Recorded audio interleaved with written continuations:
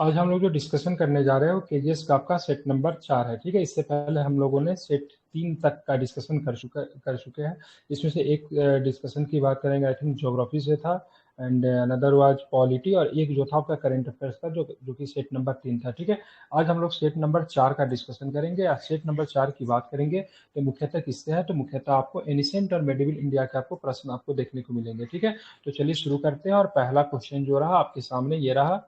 ठीक है, और इसका आपको रिप्लाई करना है। ठीक है, बताना है सातवाहन। ठीक है, ध्यान रखिए, सातवाहन राजवंश के संबंध में निम्नलिखित कथनों पर विचार करना है। ठीक है, तो बताना इस राजवंश का संस्थापक की बात करेंगे, सीमुक था।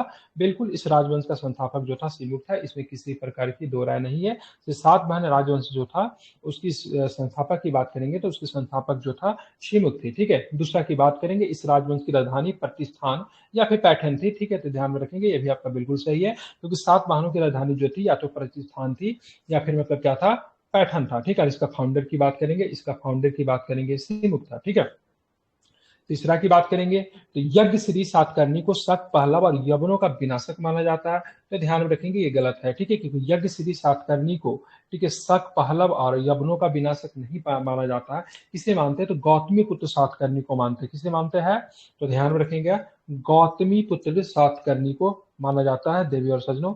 ठीक है, इसे आप लोग ध्यान में रखिएगा। तो पहला वाला स्टेटमेंट की बात करेंगे सही है, बाकी दूसरा वाला स्टेटमेंट की बात करेंगे क्या है, वो भी सही है। अब तीसरा वाला स्टेटमेंट गलत हो गया। तो बताना उपयुक्त में से कौन सा कथन सही है, तो उपयुक्त में से एक और दो कथन की सही। मैं एक बार रिपीट कर देना चाहता हूँ। सातवाहन वंश की स्थापना सीमुक ने की थी। इसकी राजधानी की बात करेंगे तो इसकी राजधानी प्रतिष्ठान थी या फिर पैठन थी। ठीक है, ध्यान रखें, गोदावरी नदी का जो उधर का जो इलाका जो था, महाराष्ट्र वाला का जो आसपास का जो क्षेत्र था, वो इसकी राजधानी वाला क्षेत्र अभी वर्तमान में है। ठीक है, गौतमीपुर सातकर्णी जो थे उन्होंने वर्षक पहलव और यवनों का मतलब विनाशक माना जाता है। ठीक है, न कि मतलब यज्ञ श्री सातकर्णी, इसलिए कथन नंबर 3 की बात करेंगे वो गलत हो गया। ठीक है, आप चलेंगे यहाँ पे। चलिए, बहुत सुंदर प्रश्न दिया गया है, मतलब इस बार मुझे लगता है सेट काफी बढ़िया बना है। ठीक है, पांडे की बात करेंगे तो उसकी राजधानी कहाँ थी, जब पांडे की राजधानी की बात करेंगे तो इसकी राजधानी मदुरई थी। कहाँ पे थी, मदुरई थी। ठीक है, पल्लव की बात करेंगे तो पल्लव की राजधानी की बात करें कहाँ पे थी, तो कांचीपुरम थी। ठीक है, कदम की राजधानी तो आप लोग जानते हैं, कदम की राजधानी तो ये लोग बनवासी कहलाते थे। क्या कहलाते थे,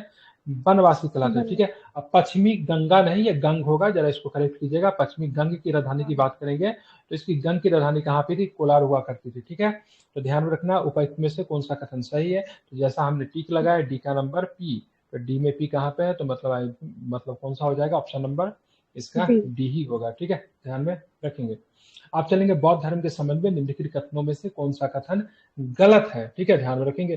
तो पहला स्टेटमेंट कह रहा, स्थापित या थेरावेदी वो लोग थे जो पारंपरिक बौद्ध धर्म में विश्वास करते थे। ठीक है, बिल्कुल ये कथन सही, इसमें किसी प्रकार की दो राय नहीं है। ठीक है, अस्थिवरों का नेतृत्व महाकश्यप ने किया, बिल्कुल गलत है। ठीक है, क्योंकि अस्थिवरों का नेतृत्व महाकश्यप ने किया था, किसने, महाकच्छायन ने किया था। किसने किया था, तो मैं यहाँ पे लिख दे रहा हूँ, महाकच्छायन ने किया था, देवी और सजनों। ठीक है, इसको ध्यान में रखेंगे, महाकच्छायन ने किया था, इसे आप ध्यान में रखेंगे। परिवर्तन स्वीकार करने वाले बौद्ध धर्म की बात करेंगे, महासंघी कला, बिल्कुल, जिन्होंने परिवर्तन को स्वीकार किया वो महासंघी कहलाए। ठीक है, ध्यान में रखना है। और तीसरा वाला स्टेटमेंट के चतुर्थ बौद्ध संगीति बौद्ध संघ का औपचारिक विभाजन हिनयान और महायान में हुआ, बिल्कुल ये भी सही है, क्योंकि चौथी बौद्ध संगीति की बात करते हैं यहाँ पे। हालांकि बौद्ध थेरावाद और स्थाविर में तो दूसरा में ही हो गया था, लेकिन हिनयान और महायान में जो इनका विभाजन होता है वो चतुर्थ बौद्ध संगति में होता है, जो कि कहाँ पे होता है, कुंडलवन कश्मीर में होता है। और चौथे बौद्ध संगति की बात करेंगे उस समय जो शासक जो होता है उसका नाम क्या होता है, कनिष्क होता है। ठीक है, चलिए अब यहाँ पे मिलान करना है फिर से। तो कौटिल्य के बारे में आप जानते हैं, इनका जो है अर्थशास्त्र हो जाएगा। क्या हो जाएगा, कौटिल्य का क्या हो जाएगा, अर्थशास्त्र हो जाएगा। अब पाणिनि की बात करेंगे तो अष्टाध्यायी हो जाएगा। कादम्बक तीसरे उन्होंने नीति सार लिखा था। और कुमार संभव की बात करेंगे तो क्या हो जाएगा, कालिदास हो जाएगा। ठीक है, बहुत अच्छा सा प्रश्न है, ध्यान में रखेंगे। इसी तरह के प्रश्न आपको इतिहास में देखने को मिलेंगे। इतिहास में आपको रॉकेट साइंस नहीं पूछेगा बीपीएससी में, इसलिए इतिहास के लिए ज्यादा टेंशन लेने की जरूरत नहीं। अगर आप मेडिवल को अगर आप डील कर लोगे ना, तो इतिहास में आप 30 में 27 से 28 क्वेश्चन भी सही कर सकते हो। ठीक है, मेडिवल से 2-3 प्रश्न आते फंसाने वाले, बाकी आपको इतिहास में दिक्कत नहीं होने वाली, क्योंकि जितना डिटेल्स में आपने पढ़ा है इतिहास, चाहे बिहार को ही आप पढ़ोगे, कई बार तो पढ़ चुके फिर आप पढ़ोगे, तो आपको दिक्कत नहीं होगी। ठीक है, तो 4 की बात करेंगे, 4 का ऑप्शन क्या हो जाएगा, तो 4 का ऑप्शन क्या हो जाएगा, बी हो जाएगा। ठीक है, नीतीश सर के बारे में मैंने बता दिया, नीतीश सर को, ठीक है, कामंदक ने लिखा था, ध्यान में रखेंगे। और कालिदास का कुछ किताब पे मैं प्रकाश डालना चाहूंगा, जैसे कालिदास का हो जाएगा कुमार संभव, रघुवंशम, मेघदूतम अभिज्ञान शकुंतलम, मालविकाग्नि मित्रम, अब विक्रमो उर्वशी। ठीक है, सबके सब रचयिता की बात करेंगे तो सबके सब रचयिता कौन है, तो आपके कालिदास साहब है। ठीक है, ध्यान में इसको रखना है। अब चलते आगे चलेंगे, 5 नंबर प्रश्न देखेंगे। बिहार में स्थित विक्रमशिला विश्वविद्यालय के संबंध में निम्नलिखित कथनों पर विचार करना। विक्रमशिला विश्वविद्यालय की बात हो रही है। ठीक है, इस यह वर्तमान बिहार के बांका जिले में स्थित है। तो बहुत ही ज्यादा गलत क्वेश्चन है। ठीक है, क्योंकि ये विक्रमशिला विश्वविद्यालय भागलपुर में देखने को मिलता है। ठीक है, भागलपुर में कहाँ पे, तो भागलपुर में एक जगह पड़ता है कहलगांव। ठीक है, जहाँ पे एनटीपीसी का आपका थर्मल पावर भी है ना शायद, वहाँ पे कहलगांव में। ठीक है, तो कहलगांव में भी कौन सा जगह, तो कहलगांव में भी गांव है जिसका नाम है अंतिचक। गांव में कौन सा गांव में, अंतिचक। बीपीएससी टोला मोहल्ला का भी, टोला मोहल्ला गली का भी नाम पूछने लगा है आजकल। तो भागलपुर में कहलगांव याद रखिए, और उससे आपको ध्यान में रखना अंतिचक याद रखना है। ठीक है, ये काफी अधिक महत्वपूर्ण रहने वाली है। इसकी स्थापना पाल वंश के राजा गोपाल ने की। ठीक है, तो क्या बात ये सही है क्या, तो इसकी स्थापना की बात करेंगे पाल वंश के शासक ने तो किया था, लेकिन गोपाल ने किया था, देवेश्वर ने किसने किया था, धर्मपाल ने किया था। किसने इसकी स्थापना की थी, धर्मपाल ने इसकी स्थापना की थी। ठीक है, बौद्ध ज्ञान का वज्रयान संप्रदाय यहाँ पे फला फूला, बिल्कुल ये सही है। बौद्ध धर्म का वज्रयान संप्रदाय का विक्रमशिला विश्वविद्यालय जो था केंद्र था। खगोल विज्ञान, तर्कशास्त्र, कानून, व्याकरण, दर्शन जैसे अन्य विषय की भी पढ़ाई यहाँ पे होती थी। तो ध्यान रखिए, इस तरह का ऑप्शन कभी भी होना जिसमें अन्य लग जाए और थोड़ा सा डीप में रहो, तो सही होने के चांसेस होते हैं, और ये आपका सही भी है। ठीक है, उपर्युक्त में से कौन सा कथन गलत है, तो ऑप्शन नंबर 1, इसमें से ऑप्शन नंबर बी। ठीक है, कौन सा गलत भाई, ऑप्शन नंबर सी। एक या दो स्टेटमेंट की बात करेंगे, क्या है, गलत है। ठीक है, एक भी गलत है, दो भी गलत है। ठीक है, अब ध्यान में रखो, विक्रमशिला विश्वविद्यालय पे एक दुराचारी आया बिहार में। उस दुराचारी का नाम था मोहम्मद बिन बख्तियार खिलजी। ठीक है, और 1193 में उसने मतलब इस विद्यालय को मतलब क्या कर दिया, तो नष्ट कर दिया। ठीक है, आप चलेंगे जैन धर्म के तीर्थकर और निर्ग्रंथ के बीच में अंतर क्या था। ठीक है, तो देखेंगे तीर्थकर जैन धर्म के संस्थापक थे, जबकि निर्ग्रंथ की बात करेंगे क्या होता था, महात्मा हो जाते थे। ठीक है, तो तीर्थकर जो थे जैन धर्म के क्या थे, संस्थापक थे। ठीक है, ध्यान में रखना है। अब बात करेंगे उसके बाद बात करेंगे जैन धर्म की बात करेंगे, टोटल 24 तीर्थकर होते हैं। ठीक है, ऋषभ देव जो थे पहले तीर्थकर थे, और आखिरी तीर्थकर की बात करेंगे महादीप स्वामी थे। ठीक है, तो जैन धर्म के संस्थापकों को क्या कहते थे, तो उनको तीर्थकर कहा जाता था, जबकि जैन महात्माओं को क्या बोलते थे, तो उनको निर्ग्रंथ कहा जाता है। ठीक है, जैन शब्द जिन से बना है, जिन का मतलब क्या होता है, विजेता होता है। ठीक है, विजेता कौन होता था, जिसने अपने इंद्रियों पे, ठीक है, पूरी तरीके से मतलब विजय पा ली है, उसे क्या कहा जाता था, तो उसे विजेता कहते थे। ठीक है, इसे आप ध्यान में रखेंगे, महत्वपूर्ण है। चलते 7 नंबर क्वेश्चन देखेंगे। तो चलिए, यहाँ पे मैंने कई बार, मैं जब भी क्लास लेता तो मैं बताते रहता हूँ। चलो, चेर का क्या थे, तो चेर का मैंने कई बार बताया भाई साहब, इसके धनुष थे। ठीक है, चोल लोग क्या थे, तो चोल लोग बाघ को पालते थे। ठीक है, पांडे क्या थे, तो पांडे का क्या था, मछली था। ठीक है, ध्यान में रखेंगे, क्यों था, तो ध्यान रखिए, पांडे जो था मदुरई को अपनी राजधानी बनाते थे। मदुरई क्या था, समुद्री क्षेत्र था। किसके लिए जाना जाएगा, मछली के लिए जाना जाता है। ठीक है, मदुरई से क्या मिलता था, मदुरई से मोती भी मिलता था। ठीक है, चोल जो थे ये काविडे बेसिन पे इनका नियंत्रण था, काफी मतलब ये क्षेत्र जो था उपजाऊ था। इसकी राजधानी जो थी उरैर थी। उरैर की बात करेंगे, उरैर जो था चोल की राजधानी जो थी, किस फसल के लिए जानी जाती थी, तो कपास के लिए जानी जाती थी। किस लिए जानी जाती थी, तो कपास के लिए उरैर जो थी चोलों की राजधानी थी। ठीक है, चेर की बात करेंगे, चेर की राजधानी वंजी या फिर करूर थी। ठीक है, इसकी राजधानी कहाँ थी, वंजी कह लीजिए या फिर करूर कह लीजिए। ठीक है, ध्यान में रखेंगे, इसकी राजधानी थी। ठीक है, इनका जो प्रतीक जो था, इनकी जो चिन्ह जो था क्या था, धनुष हुआ करता था। चोल जो था, चोल के झंडा पे क्या होता था, बाघ हुआ करता था। और यहाँ पे पांडे की राजधानी की बात करेंगे तो मदुरई था, ध्यान में रखेंगे। ठीक है, तटीय भागों में था, इसलिए उनका प्रतीक चिन्ह जो था मछली था। तो ऑप्शन नंबर क्या हो जाएगा, 7 का ऑप्शन की बात करेंगे तो 7 का ऑप्शन नंबर क्या होगा, ऑप्शन नंबर बी। ठीक है, बहुत सुंदर, वेरी गुड। आप चलेंगे, देखेंगे निम्नलिखित कथनों पर विचार कीजिए। बिम कैटफिशर्स द्वारा भारत में नियमित उपयोग के लिए सोने के सिक्के जारी किए गए। ठीक है, ध्यान में रखेंगे, पहला कथन सही है। ठीक है, ध्यान रखें, कुजुल कटफिशस का पुत्र जो था बीम कटफिशस था। ठीक है, कुजुल कटफिशस की बात करेंगे, वो वंश का मतलब क्या था, फाउंडर था। ठीक है, ध्यान रखेंगे, फाउंडर था। लेकिन यहाँ पे बीम कटफिशस ने क्या किया, भारत में नियमित उपयोग करने के लिए उन्हें सोने के सिक्के जो थे जारी किए। ठीक है, ध्यान रखेंगे, हिंद यूनानी था ये। ठीक है, बात कुजुल कटफिशस ने तांबे के सिक्के जारी किए, बिल्कुल। कुजुल कटफिशस जो था बीम कटफिशस के पिताजी थे। ठीक है, तो पिताजी ने चलाया तांबे के सिक्के, पुत्र ने चलाया सोना का सिक्का। तो पुत्र जो था एक कदम आगे निकला। अश्व घोष की बात करेंगे तो कनिष्क के दरबारी कवि था, बिल्कुल ध्यान रखिएगा, अश्व घोष की बात की, कनिष्क के दरबारी कवि था। और इसने कुछ पुस्तकों की रचना की, डेट में बात करेंगे बुद्ध चरित की बात करेंगे और सौंदरानंद की बात करेंगे। दोनों को दोनों अश्व घोष के द्वारा रचित पुस्तक है। ठीक है, अगेन आई एम रिपीटिंग। ठीक है, ध्यान रखना है, कौन सा पुस्तक, तो बुद्ध चरित और सौंदरानंद। ठीक है, महत्वपूर्ण पुस्तक है, नाम ध्यान रखिएगा, उपर्युक्त में से कोई भी कथन गलत नहीं है। अब आते हैं सारनाथ के संबंध, सारनाथ स्तंभ के विषय में निम्नलिखित कथनों पर विचार करना है, ठीक है। तो इसका निर्माण अशोक के द्वारा करवाएगा, बिल्कुल ठीक है, इसका निर्माण की बात करेंगे, अशोक के द्वारा करवाया गया था, इसमें किसी भी प्रकार की कोई दो राय नहीं है, ठीक है। अब आगे देखेंगे तो क्या है, तो स्तंभ के शीर्ष पर सिंह की आकृति बनी, जो साहस, आत्मविश्वास और शक्ति का प्रतीक है। बिल्कुल, अभी आप नया जो संसद भवन बना तो वहां पर भी सिंह की आकृति को दिखाया गया, लेकिन थोड़ा सा परिवर्तन कर दिया गया जो कि विवाद का कारण था। क्या था, तो दहाड़ते हुए सिंह को दिखाया गया, ठीक है। हालांकि अशोक स्तंभ पे बना हुआ जो सिंह थे उनका कौन सा रूप है, सौम्य रूप है। कौन सा रूप है, सौम्य रूप को दिखाया गया, ठीक है। प्रत्येक चिन्ह के नीचे मतलब धर्म चित्र उत्तीर्ण है, ठीक है, बिल्कुल ध्यान रखेंगे। तो प्रत्येक चिन्ह के नीचे कौन सा है, तो धर्म चक्र जो है उत्तीर्ण है। धर्म चक्र में कितनी तिलिया होती है, तो तिलियों की संख्या की बात करेंगे 24 तिलिया होती है, जो कि क्या चीज का प्रतीक है, तो ध्यान रखिएगा वो क्या है, शाह प्रगति का प्रतीक है, ठीक है। अब चलेंगे यहाँ पे सिंह की बात करेंगे, तो सिंह जो है सो मतलब चार उसके ध्यान रखेंगे, सिंह ड्रम के ऊपर खड़ा है, प्रत्येक मुख पर चार प्रमुख दिशाओं में है, साहस, शक्ति, आत्मविश्वास का प्रतिनिधित्व करता है, ठीक है। हालांकि देखने से आपको पता चलेगा, देखने से आपको पता चलेगा, क्या पता चलेगा, सो मतलब तीन ही सिंह के आपको मुंह देखेंगे, लेकिन एक जो होता है पीछे का हिस्सा होता है, इसीलिए टोटल कितने हैं, तो टोटल जो आपको है 4 है, ठीक है।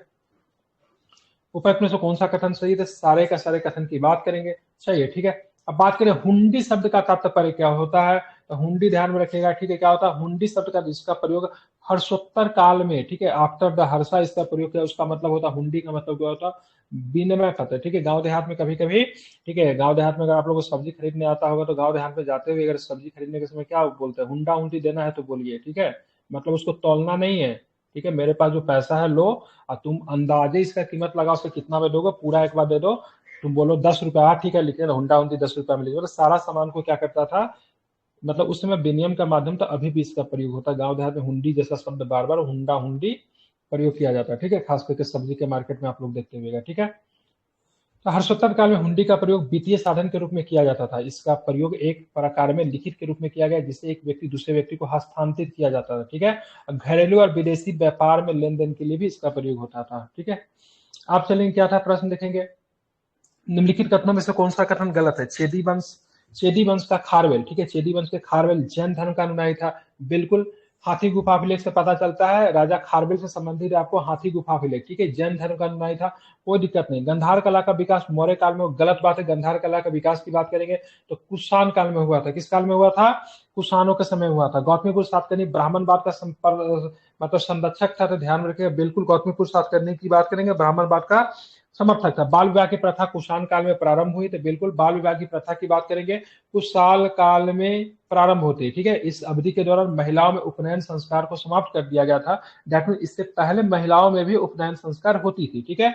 तो गंधार कला का विकास मौर्य काल के दौरान नहीं हुआ, इंडो ग्रीक शैली कहते हैं गंधार कला, ये विशाल, ये कब होता है, तो कुषाणों के दरम्यान इसका क्या होता है, ठीक है, गंधार, इसको Greco Indian school of art या फिर गंधारा आर्ट के नाम से जानते हैं। किसके समय, कुषाण के समय में होती है, किसके समय, तो कुषाणों का, ड्यूरिंग द कुषाण पीरियड, ठीक है, ध्यान में रखना है, इंपॉर्टेंट है, ठीक है। तो ये सी बी वाला आपका गलत हो गया।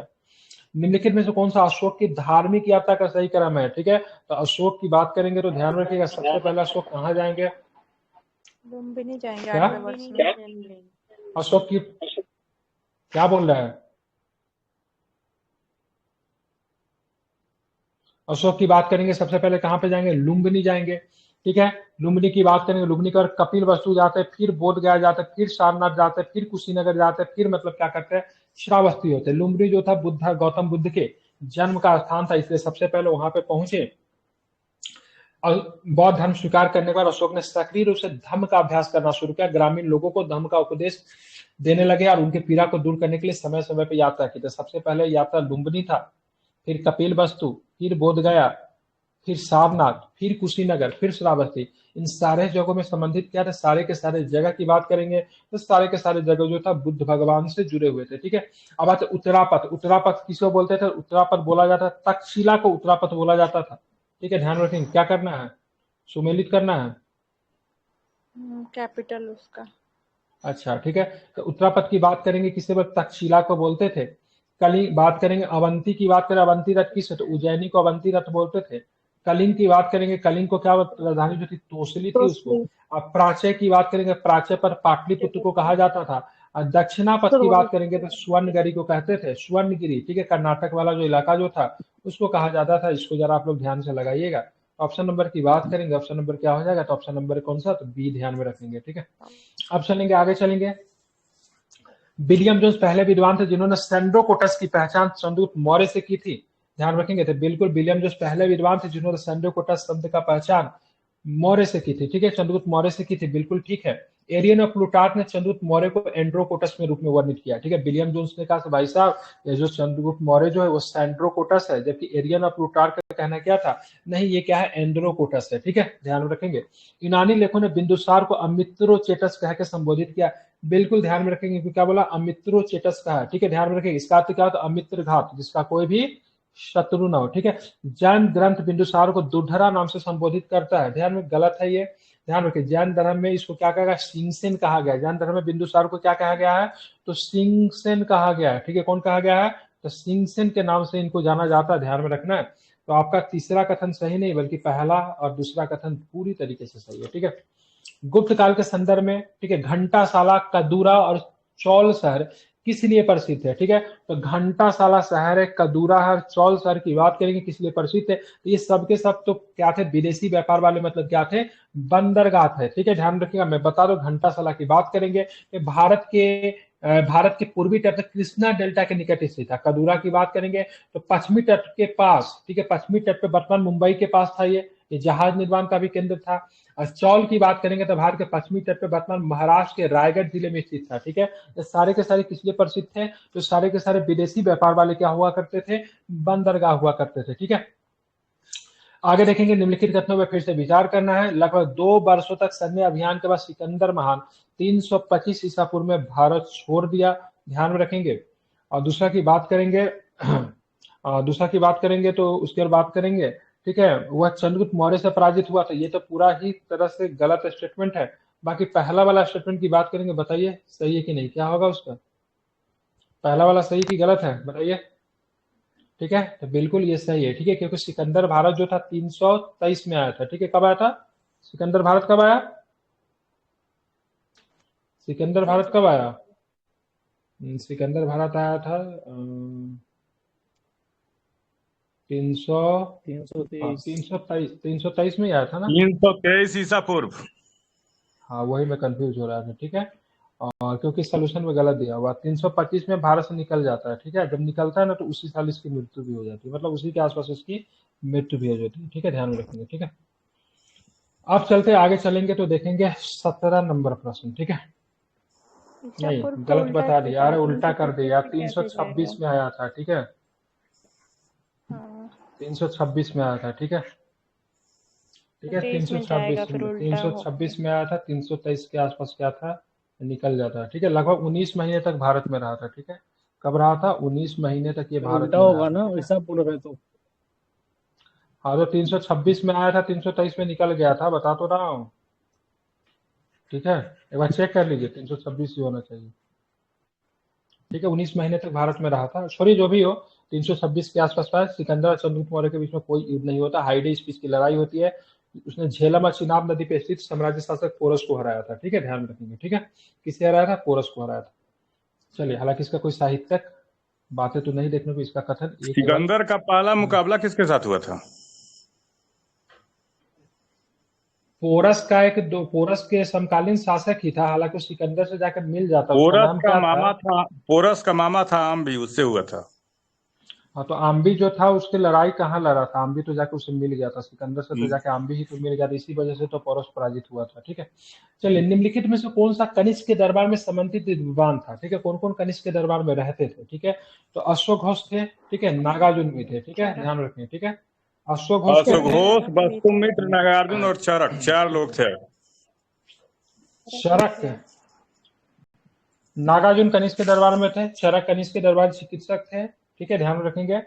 और संबंधित भी ये भी थे, ठीक है, ऑल ऑफ दिस, ठीक है। 17 का ऑप्शन क्या हो जाएगा, तो 17 का ऑप्शन क्या हो जाएगा, बी हो जाएगा, ठीक है। मैं बता दे रहा हूँ, ठीक है। देखिए, कनिष्क दरबार में अश्वघोष रहते थे, नागार्जुन रहते थे और चरक रहते थे, ठीक है। चरक कनिष्क के क्या थे, चिकित्सक थे, दरबारी चिकित्सक थे, ठीक है। नागार्जुन कनिष्क के दरबार में क्या थे, बौद्ध दार्शनिक थे। अशोक की बात करेंगे तो ये वक्ता भी थे, ठीक है, साथ में कवि थे, ठीक है। और चौथी बौद्ध संगीति का इन्होंने क्या किया था, अध्यक्षता भी किया था, ठीक है।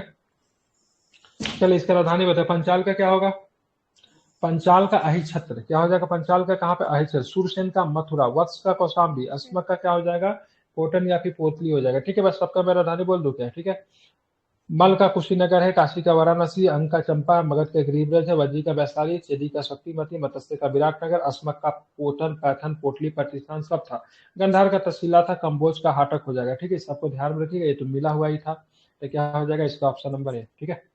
अब आते हैं, देखेंगे आगे, ठीक है। नीचे दिए गए विकल्पों में से प्राचीन भारत में आक्रमणकारियों का सही कालानुक्रम चयन कीजिए। सबसे पहले किसने आक्रमण किया, हिंदू यूनानी ने, फिर मतलब किसने, शकों ने, फिर मतलब किसने किया, तो कुषाणों ने, ठीक है।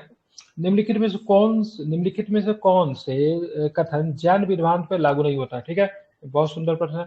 कर्म में पुण्यता छुटकारा पाने का सबसे विश्वसनीय उपाय तपस्या है, ठीक है, ध्यान में रखेंगे, ये है पहला ऑप्शन है। दूसरा की बात करेंगे, सभी तत्वों में आत्मा होती है, तथा यहाँ तक कि सबसे छोटे कण में भी आत्मा होती है, ठीक है, ध्यान में रखेंगे, ये आपका है। कर्म आत्मा का अभिशाप और इसे नष्ट किया जाना अनिवार्य है, ठीक है। तो बताएं उपयुक्त में से कौन सा कथन सही है, ठीक है। तो ध्यान में रखेंगे, पहला वाला स्टेटमेंट की बात करेंगे, गलत पूछ रहा है कि सही पूछ रहा है, लागू नहीं होता, ठीक है, ध्यान में रखेंगे। पहला वाला स्टेटमेंट की बात की सही है, कर्म में पुण्यता छुटकारा पाने का सबसे विश्वसनीय उपाय क्या है, तपस्या है, ठीक है, ध्यान में रखेंगे, ये आपका सही लिया है, ठीक है। सभी तत्वों में आत्मा होती है, यहाँ तक कि सबसे छोटो कणों में क्या होती है, आत्मा होती है। जैन धर्म में थोड़ा सा आत्मा के बारे में बहुत ही अजीब टाइप का मतलब स्टेटमेंट दिया। आज मैं जैन फिलोसफी पढ़ ही रहा था सुबह, उसने बोला था कि देखिए आत्मा कितनी बड़ी होती है, छोटी होती है, ये तो नहीं कह सकता, लेकिन जितनी बड़ी शरीर होती है उतनी बड़ी आत्मा होती है। मतलब छोटे कण में छोटा आत्मा, बड़े कण में बड़ा आत्मा, ठीक है। तो इस हिसाब से मतलब शंकराचार्य ने इनका मतलब उपहास भी उड़ाया था कि जैनिज्म में आत्मा की मानता है। उन्होंने बोला था आत्मा की लंबाई और चौड़ाई भी बताया था, जो मतलब जो बड़ा शरीर है तो बड़ा आत्मा, छोटा शरीर है छोटा आत्मा, ठीक है। तो इसके ऊपर भी मतलब थोड़ा सा उपहास जैनिज्म का उड़ा था, ठीक है। तो आत्मा में विश्वास करता था। क्रम आत्मा का अभिशाप है, ध्यान रखिएगा, और इसे नष्ट किया जाना अनिवार्य है, ठीक है। तो ये भी आपका सही लिया है। तो उपयुक्त में से कौन सा कथन सही है, ध्यान में रखेंगे, तो कौन से उपयुक्त में से कौन सा कथन सही है, ठीक है। लागू नहीं होता है, ठीक है, तो लागू नहीं होता, ये सारे के सारे स्टेटमेंट जो है, इसका आंसर लिया उपयुक्त में से कोई भी लागू नहीं होता, मतलब ये कोई भी लागू नहीं होता है, ठीक है। मतलब इसका जैन धर्म के अनुसार कर्म अच्छे और बुरे दोनों तरह के होने का संचय परिणाम है। इन कर्मों के कारण आत्मा जन्म और मृत्यु के चक्र में बंधी रहती। तपस्या के माध्यम से लोग अच्छे कर्मों को कम और अंततः समाप्त कर सकते, इसके परिणाम स्वरूप आध्यात्मिक स्वतंत्रता प्राप्त होती है, ठीक है। तो इसका आंसर है क्या, कैसे लगाएंगे, सिद्धांत पर लागू नहीं होता, तो ये सब तो लागू होता है। इसका आंसर डी कैसे ले लिया, छोड़िए, इसको देखेंगे, ठीक है। चलिए, महावीर के जीवन के संबंध में निम्नलिखित कथनों पर विचार करना। महावीर का जन्म लुम्बिनी में हुआ था, बताइए। वैशाली में हुआ था। गलत है, ठीक है। उनकी माता का नाम त्रिशला, जो कि चेतक की बहन थी, सही है। महावीर का बचपन का नाम सिद्धार्थ था, तो ये भी गलत है। जामाली महावीर के पहले शिष्य थे और उनके दामाद भी थे, ये भी आपका सही है, ठीक है। तो कौन सा सही है, तो 1 और 4 स्टेटमेंट की बात करेंगे, आपका सही है। निम्नलिखित में से कौन सा बुद्ध के जीवन से संबंधित, अवंती, गंधार, कौशल और मगध, कौन बुद्ध के जीवन से संबंधित नहीं था। तो अवंती जो था उनके, ठीक है, ध्यान रखेंगे, अवंती की बात करेंगे, ठीक है, और गंधार की बात करेंगे, दोनों के दोनों बुद्ध के जीवन से किसी प्रकार से संबंधित नहीं था। बुद्ध यहाँ पे कभी गए भी नहीं थे, ठीक है, ध्यान रखेंगे, ठीक है। बुद्ध अपने जीवन का प्रमुख समय जो था कौशल में बिताया था, क्योंकि कौशल में उनका मित्र रहते थे, जिनका नाम था कौशल के राजा प्रसेनजित, जो कि बुद्ध के अच्छे मित्र थे, ठीक है, ध्यान रखेंगे, ठीक है। और जब बुद्ध वहां पे गए तो प्रसेनजित ने सारे परिवार के साथ क्या किया, बौद्ध धर्म को क्या किया, अपना लिया, ठीक है, ध्यान रखेंगे।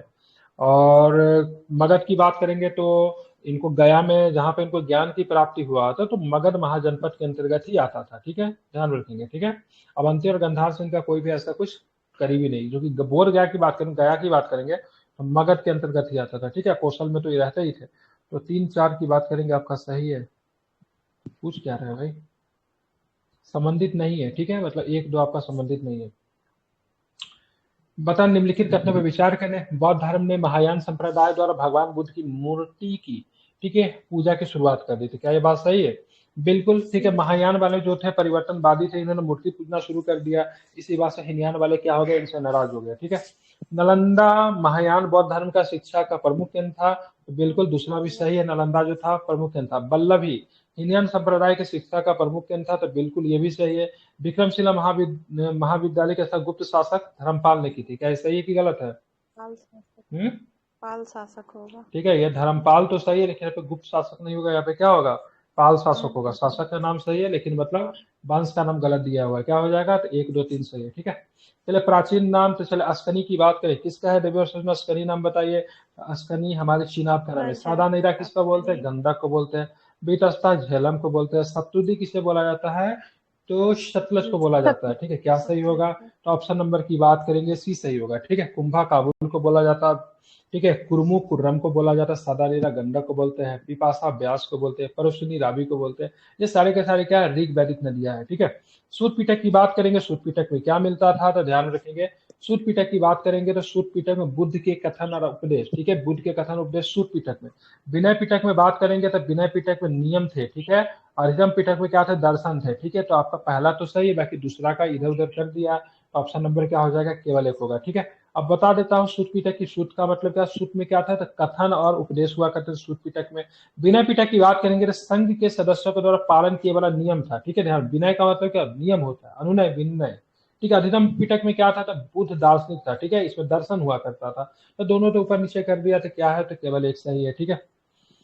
हमारे प्रथम बौद्ध संगीति कहाँ पे हुई, आसान क्वेश्चन है, बताइए सभी लोग, प्रथम बौद्ध संगीति कहाँ पे हुई। ठीक है, तो राजगिरी में हुआ। ठीक है, राजगिरी में हुआ। राजगिरी में कहाँ पे हुआ, ठीक है, सप्तकर्णी गुफा में। तो क्या काव काव का आवाज आना शुरू होगा, बंद कीजिए माइक। ठीक है। तो प्रथम बौद्ध संगीति की बात करें, क्या इसमें मोगलीपुत्र तीस थे, तो प्रथम बौद्ध संगीति में मोगलीपुत्र तीस नहीं थे, कौन थे, महाकश्यप थे। कौन थे यहाँ पे, क्या हो जाएंगे, महाकश्यप हो जाएंगे। ठीक है। द्वितीय बौद्ध संगीति की बात करेंगे, महाकश्यप होंगे, बिल्कुल गलत है ये। ठीक है, इसमें क्या हो जाएंगे, शावाकामी हो जाएंगे। ठीक है।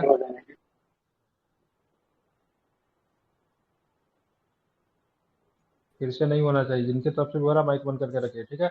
सवाकामी। तृतीय बौद्ध संगीति की बात करेंगे, तृतीय बौद्ध संगीति के कहाँ पे, मोगलीपुत्र तीस हो जाएंगे। सब गलती दे दिया है क्या, तो ये भी गलती है। ठीक है। क्या होना चाहिए इसमें, मैच करना है।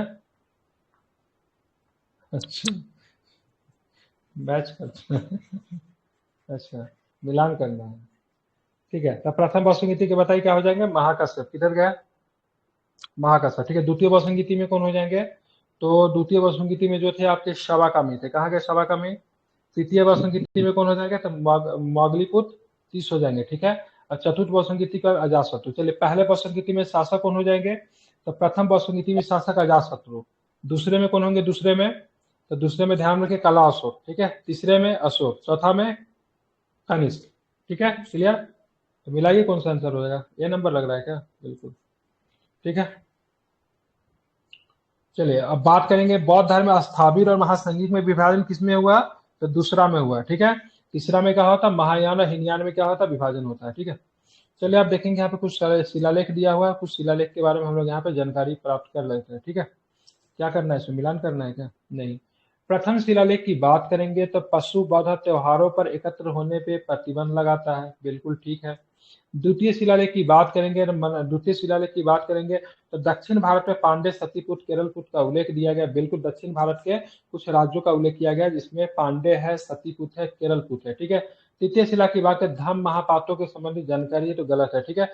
धम्म महापात्रों से संबंधित जानकारी जो है ना, ठीक है, इसमें आपको नहीं देखने को मिलता है। पांचवा में धम्म महापात्र के बारे में जानकारी आपको है। ठीक है, ध्यान रखिए, तो ये गलत हो गया। चतुर्शिला के लेख की बात करेंगे तो इसमें भेरी घोष की धम्म घोष है, भेरी घोष की जगह पे धम्म घोष है। ठीक है, तो ये सही है।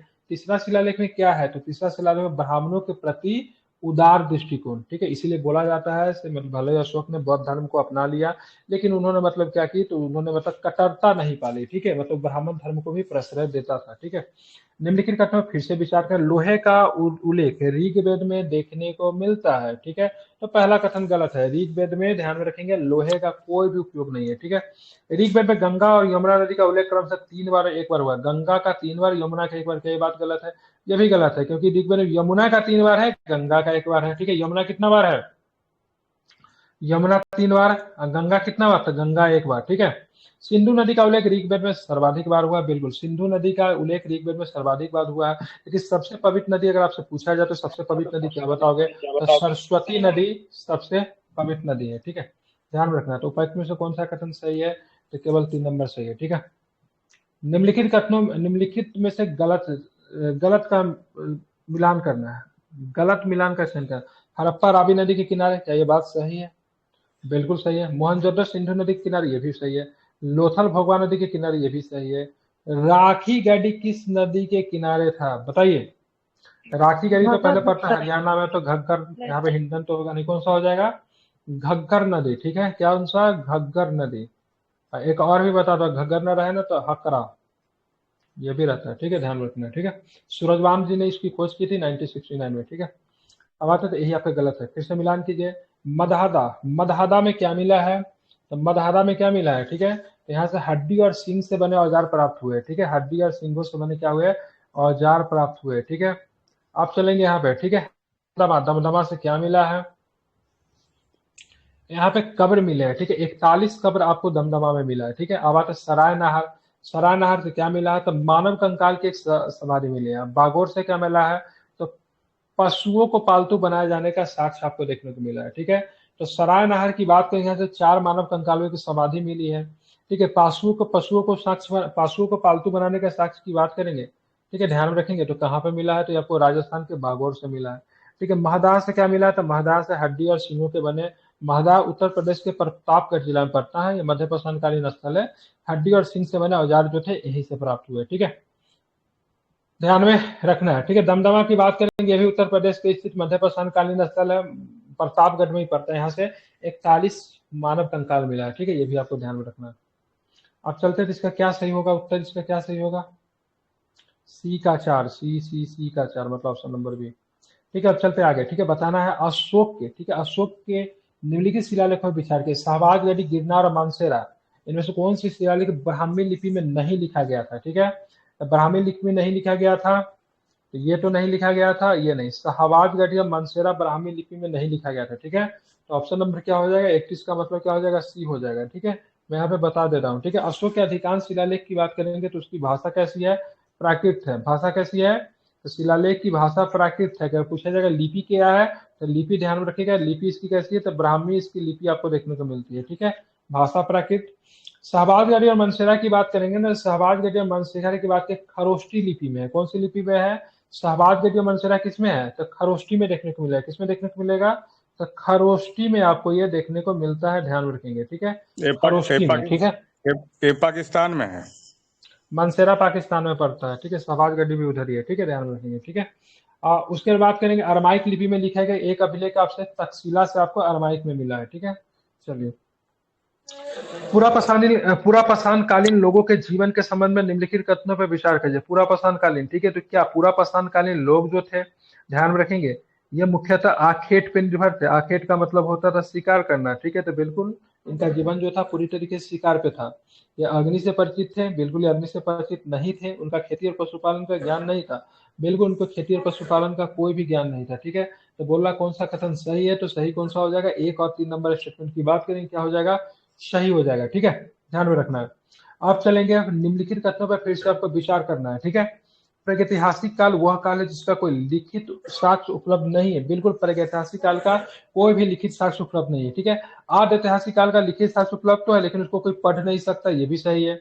जिस अवधि के बाद से हमें लिखित विवरण प्राप्त होता है उसे ऐतिहासिक काल कहते हैं, बिल्कुल ठीक है। जिसका हमको लिखित साक्ष्य उपलब्ध है उसको पढ़ा भी जा सकता है, उसको क्या बोलते हैं, ऐतिहासिक काल कहते हैं, ठीक है। आद ऐतिहासिक में लिखित साक्ष्य तो है लेकिन पढ़ नहीं सकते, पर ऐतिहासिक काल में कुछ लिखा ही नहीं गया क्योंकि लोग पढ़ना लिखना जानते ही नहीं थे, ठीक है। तो 1, 2, 3 आपका सही है, ठीक है। फिर से मिलान करना, दर्शन उनके योग दर्शन के क्या हो जाएंगे, पतंजलि साहब हो जाएंगे। सांख्य दर्शन के क्या होंगे, सांख्य दर्शन के बताइए कौन हो जाएंगे, सांख्य दर्शन के कपिल साहब हो जाएंगे, ठीक है, ध्यान रखना। न्याय दर्शन के बात करें, न्याय दर्शन के क्या हो जाएंगे, ध्यान रखेंगे, न्याय दर्शन के कौन हो जाएंगे, तो गौतम हो जाएंगे, ठीक है। अब वैशेषिक की बात करें, वैशेषिक के कौन हो जाएगा, तो कनाद साहब हो जाएंगे, ठीक है। तो इसका ऑप्शन नंबर कितना होगा, ऑप्शन नंबर इसका क्या होगा, बी हो गया, ठीक है। महाजनपद के संबंध में निम्नलिखित कथनों पर विचार कीजिए। बौद्ध साहित्य अंगुत्तर निकाय में 16 महाजनपदों के साक्ष्य आपको देखने को मिलते हैं। बिल्कुल 16 महाजनपद के इस बारे में जानकारी आपको देखने को मिलती है। जैन साहित्य भागवती सूत्र में 16 महाजनपदों के वही नाम मिलते जो बौद्ध साहित्य में वर्णित है। क्या ये बात सही है क्या? तो ध्यान रखिएगा, ये वाली बात की बात करूंगा तो ये वाला बात जो है, ठीक है, ध्यान रखेंगे, सही नहीं है। क्या है ये? क्योंकि दोनों में महाजनपद अलग अलग है, ठीक है। चरक द्वारा लिखित अष्टाध्यायी में 22 महाजनपदों का उल्लेख देखने को मिलता है। ध्यान रखेंगे पाणिनि द्वारा, ठीक है, ध्यान रखें। पहले तो अष्टाध्यायी तो भाई साहब चरक ने लिखा ही नहीं, ठीक है। पाणिनि ने अष्टाध्यायी लिखी थी, वहां पे 22 महाजनपद के बारे में जानकारी है, ठीक है। बाकी जैन साहित्य के भगवती सूत्र में 16 महाजनपद तो सही है, लेकिन ये जो जैन साहित्य में जो भगवती सूत्र में जो महाजनपद के बारे में जानकारी है, वो बौद्ध साहित्य की जो जानकारी जो दी गई है अंगुत्तर निकाय में महाजनपद, दोनों के नाम सेम नहीं है, अलग अलग है, ठीक है। इसको आपको ध्यान में रखना, उपयुक्त में से कौन सा कथन सही है। तो ऑप्शन नंबर 1 की बात करेंगे, वही केवल सही है, ठीक है। चलिए 36 नंबर क्वेश्चन में चलेंगे, ठीक है। निम्नलिखित कथनों पर विचार करना है। जैन ग्रंथ कल्पसूत्र की रचना हेमचंद ने की थी, ये भी गलत है, ठीक है, क्योंकि जैन ग्रंथ कल्पसूत्र की रचना हेमचंद ने नहीं की थी, भद्रबाहु ने की थी। किसने की थी? भद्रबाहु ने। किसने की थी? ध्यान रखेंगे, तो भद्रबाहु ने की थी, ठीक है, इंपॉर्टेंट है, याद रखिएगा इसे। किसने? भद्रबाहु ने की थी, ठीक है, महत्वपूर्ण है, इसे याद रखिए, ठीक है। बात करेंगे जैन धर्म के श्वेतांबर संप्रदाय के अनुसार 19वें तीर्थंकर मल्लीनाथ एक महिला थे, ठीक है, बिल्कुल ध्यान रखेंगे। तो मल्लीनाथ को दिगंबर परंपरा में एक पुरुष के रूप में इनको पूजा करते हैं, लेकिन श्वेतांबर में इनको महिला के रूप में पूरा किया जाता है, ठीक है, ध्यान रखेंगे बिल्कुल। तो ये पहला तो गलत है, क्योंकि देखिए रीजन क्या है ना, कॉमन सेंस में आता है। श्वेतांबर की बात करेंगे, श्वेतांबर लोग जो थे श्वेत वस्त्र धारण करते थे, ठीक है, ध्यान रखना है।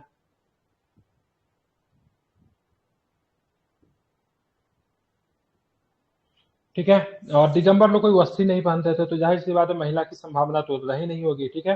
तो जैन धर्म की बात करेंगे तो श्वेतांबर संप्रदाय के अनुसार 19वीं तीर्थंकर मल्लीनाथ जो थी महिला थी, जबकि दिगंबर जो था इनको पुरुष के रूप में पूजा करता था। श्वेतांबर संप्रदाय के संस्थापक की बात करेंगे तो श्वेतांबर संप्रदाय के संस्थापक स्थूलभद्र, ठीक है, ध्यान रखें, क्या ये बात सही है? तो बिल्कुल सही नहीं है, ठीक, सॉरी, ये बिल्कुल सही है, ठीक है, ध्यान रखेंगे। तो यहाँ पे तीसरा क्या था, तीसरा क्या पूछा है? श्वेतांबर संप्रदाय के स्थापक स्थूलभद्र, ये गलत है, ठीक है। दिगंबर श्वेतांबर संप्रदाय का स्थापना, हाँ स्थूलभद्र, ठीक है, दिगंबर का भद्रबाहु हो जाएगा, ठीक है, इसे दिगंबर के भद्रबाहु और श्वेतांबर के स्थूलभद्र, ठीक है। तो कौन सा कथन सही हो जाएगा? तो 2 और 3 नंबर स्टेटमेंट सही हो जाएगा, ठीक है। वैष्णव धर्म के बारे में निम्नलिखित कथनों में विचार कीजिए। दक्षिण भारत में वैष्णव, ठीक है, दक्षिण भारत में वैष्णव संतों की, ध्यान में रखिए, दक्षिण भारत में वैष्णव संतों की बात करेंगे। तमिल गीतों को सामूहिक रूप से प्रबंध नाम दिया। दक्षिण भारत में वैष्णव भक्ति संतों ने तमिल गीतों को सामूहिक रूप से प्रबंध नाम दिया था, ठीक है, ये पहला स्टेटमेंट, ठीक है, तो बिल्कुल ये सही है।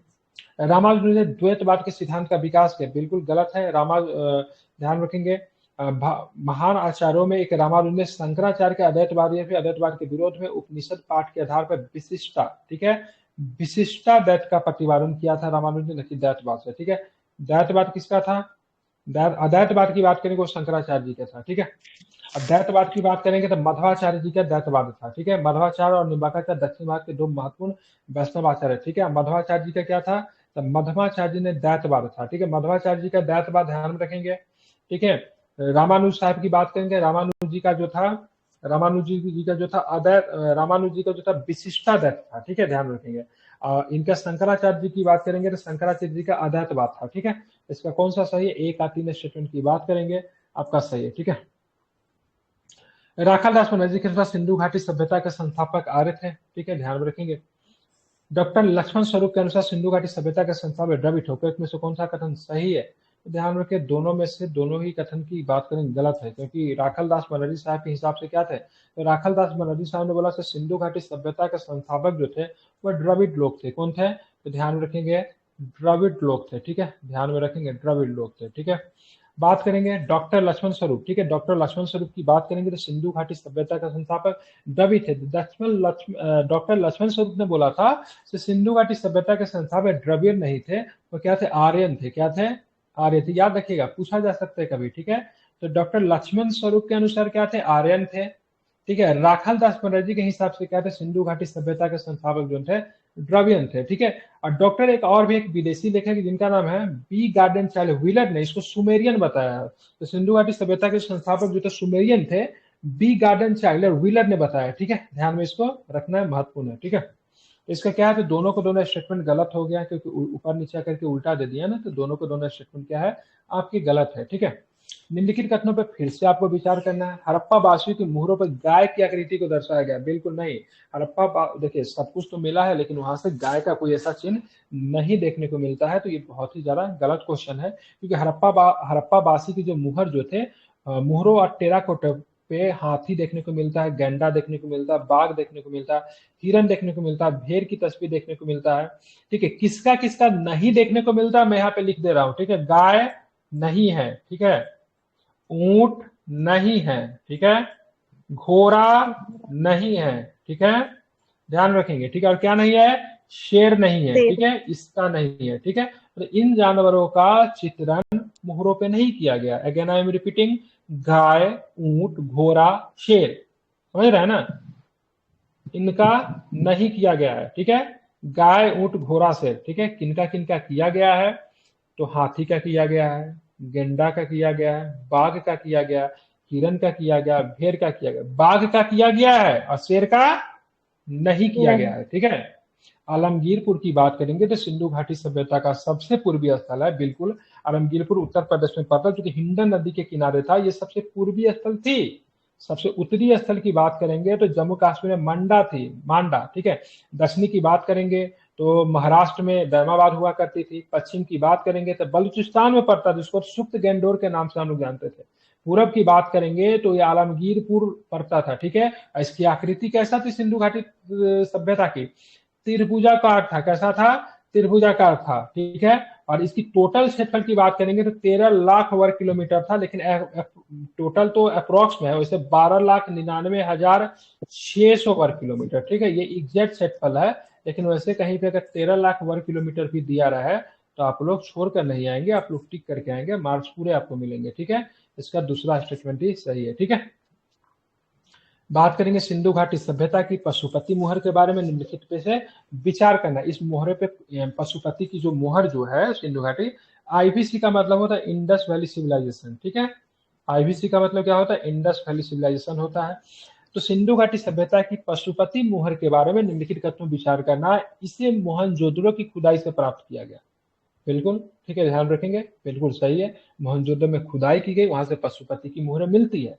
यौगिक मुद्राओं में पुरुष देवता को सिंह के साथ दर्शाया गया, गलत है, क्योंकि मैंने क्या बताया था, सिंह का तो कोई अंकन है नहीं। तो किसका अंकन है सिंह की जगह पे, किसका अंकन है, बाघ का है। किसका है, बाघ का अंकन आपको देखने को मिलता है, ठीक है। तो यौगिक मुद्राओं में जो पुरुष देवता जो है, तो उनके साथ क्या दिखाया गया, तो उनके चारों ओर जानवर बैठा हुआ है, इसलिए जानवर के स्वामी को क्या बोलते हैं, पशु के नाथ, पशुपति नाथ, ठीक है। इनको क्या बोला गया, पशुपति पशुपति नाथ इनको कहा गया, ठीक है, ध्यान में रखेंगे, ठीक है।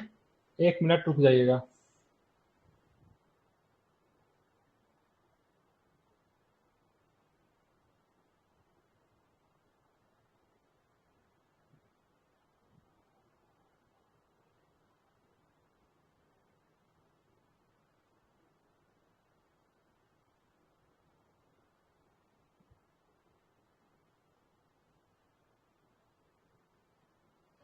ठीक है, तो ध्यान में इसको रखना है, ठीक है। मैंने क्या बताया था, पशुपति नाथ इनको कहा गया। वहां पे क्या नहीं मिलता है, तो ध्यान में रखना है, तो ध्यान में रखना क्या नहीं मिलता है, तो आपको ध्यान में रखना है सिंह नहीं मिलता है, ठीक है।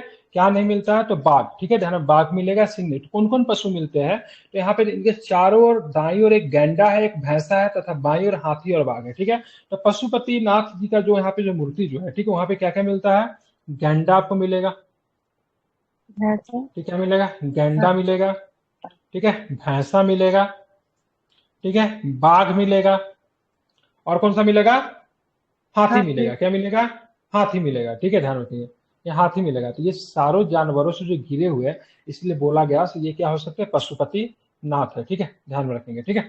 शेर का अंकन कोई नहीं है, चलिए, तो ऑप्शन नंबर केवल 1 सही है।